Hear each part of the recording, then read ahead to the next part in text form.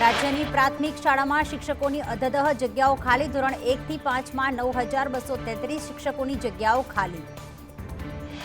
ગાંધીનગરમાં આજે સંયુક્ત કર્મચારી મોરચાની બેઠક. 6મી માર્ચે પેન ડાઉન કાર્યક્રમની કરાઈ છે જાહેરાત.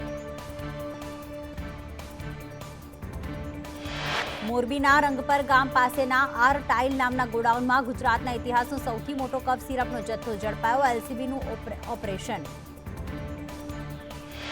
લોકસભાની ચૂંટણી પહેલા બનાસકાંઠાના થરાદને મોટી ભેટ. થરાદમાં 54.16 કરોડના ખર્ચે નિર્માણ પામનાર સબ ડિસ્ટ્રિક્ટ હોસ્પિટલનું આજે ખાતમુહૂર્ત. જામનગર શહેરમાં દીપડાની દહેશત. મોરકંડા રોડ વિસ્તારમાં દીપડો દેખાતા ફફડાટ. સનસીટી 2 નજીક દીપડો ફરતો દેખાયો. ઉત્તર પ્રદેશના સીએમ યોગી આદિત્યનાથને મળી ધમકી. બોમ્બથી ઉડાવી દેવાની ધમકી અપાઈ. સીયુજી નંબર પરથી આવ્યો ધમકી ભર્યો કોલ. ઉત્તર ભારતના પહાડી રાજ્યોમાં ભારે હિમવર્ષા વરસી. પંગી વેલી અને ચંબા સહિતના વિસ્તારોમાં બરફના થર જામ્યા. જનજીવન પ્રભાવિત.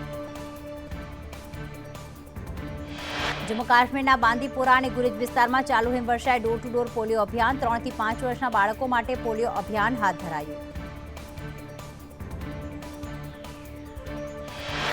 જમ્મુ કાશ્મીરમાં બરફના વરસાદ વચ્ચે સ્નો માર્શલ આર્ટ ટ્રેનિંગ કેમ્પનું આયોજન. ટ્રેનિંગ કેમ્પમાં 20 થી વધુ બાળકોએ ભાગ લીધો.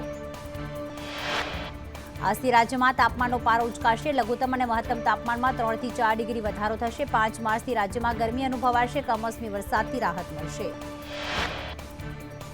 હરિયાણામાં આઈએનએલડીના પ્રદેશ અધ્યક્ષ નફે સિંઘની હત્યા કેસમાં કાર્યવાહી. પોલીસે ગોવાથી 2 શૂટર્સની કરી ધરપકડ. ઇજ્જર પોલીસ, દિલ્હી પોલીસ અને એટીએસનું સંયુક્ત ઓપરેશન.